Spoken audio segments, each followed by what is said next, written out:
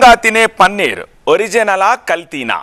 కంచంలో ఫుడ్ అవుతున్న కాలం ఇది. సికింద్రాబాద్ అల్వాల్ పోలీస్ స్టేషన్ పరిధిలో భారీగా నకిలీ పన్నీర్ పట్టుబడింది. పక్కా సమాచారంతో ఎస్ఓటి పోలీసులు చేసిన దాడుల్లో మచ్చబల్లారంలోని ఒక గోదాంలో భారీ నకిలీ పన్నీర్ బయటపడింది.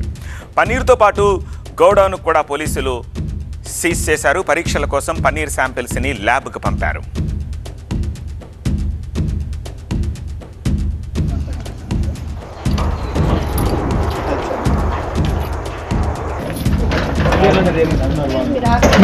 నటరాజ్ మిల్క్ ట్రేడర్స్ పేరుతో గత కొన్నాళ్లుగా యథేచ్ఛగా నకిలీ పన్నీర్ అమ్మకాలు జరుగుతున్నట్టుగా ఎస్ఓటి పోలీసులు తెలిపారు. ఈ నకిలీ పన్నీర్ని ఓ గోదాము కేంద్రంగా తయారు చేస్తూ గుట్టు చప్పుడు కాకుండా వ్యాపారాన్ని నిర్వహిస్తున్నట్టుగా పోలీసుల విచారణలో వెల్లడైంది.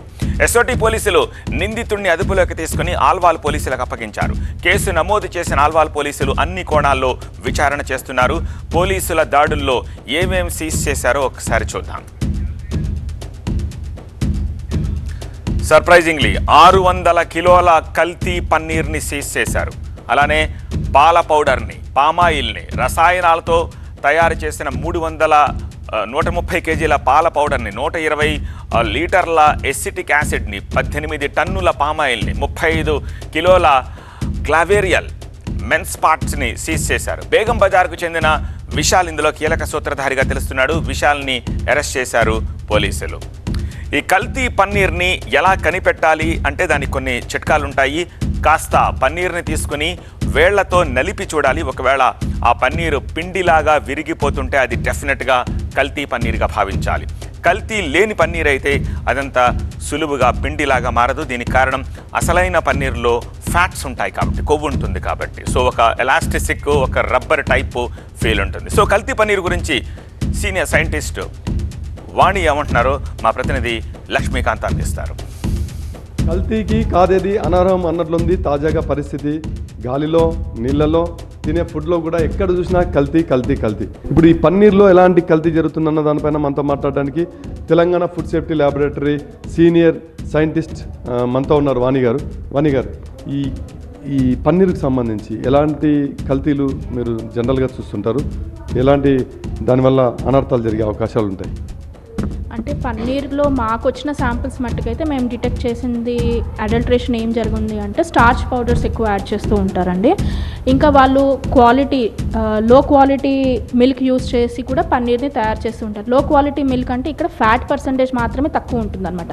పలుచటి పాలతోటి వాటిని విరగొట్టి వాళ్ళు పాలు తయారు చేయడం జరుగుతుందన్నమాట. సో ఆ విధంగా తయారు చేస్తున్నారు కాబట్టి అప్పుడు ఫ్యాట్ పర్సంటేజ్ మాత్రమే తగ్గుతూ ఉంటుందన్నమాట. ఇంకా వేరే ఏ విధమైన అడల్ట్రేషన్స్ మేమైతే డిటెక్ట్ చేయలేదు ఇప్పటి వరకు. జనరల్గా food safety standards authority of India guidelines ప్రకారం దాంట్లో ఎంత పర్సెంటేజ్ మొత్తం కూడా ఉండాలన్నది, ఫ్యాట్ కావచ్చు, తేమ శాతం కావచ్చు, మీకు గైడ్లైన్స్ ఉంటాయి కదా. జనరల్గా మీరు ఎలాంటి ఐడెంటిఫై చేస్తుంటారు? మీ దగ్గరికి వచ్చిందా? FSSAI నార్మ్స్ ప్రకారం అయితే మినిమం ఫ్యాట్ పర్సంటేజ్ పన్నీర్లో మనకి జనరల్గా మనం పన్నీర్ కన్జ్యూమ్ చేసేది ప్రోటీన్ కోసం కన్జ్యూమ్ చేస్తూ ఉంటాము.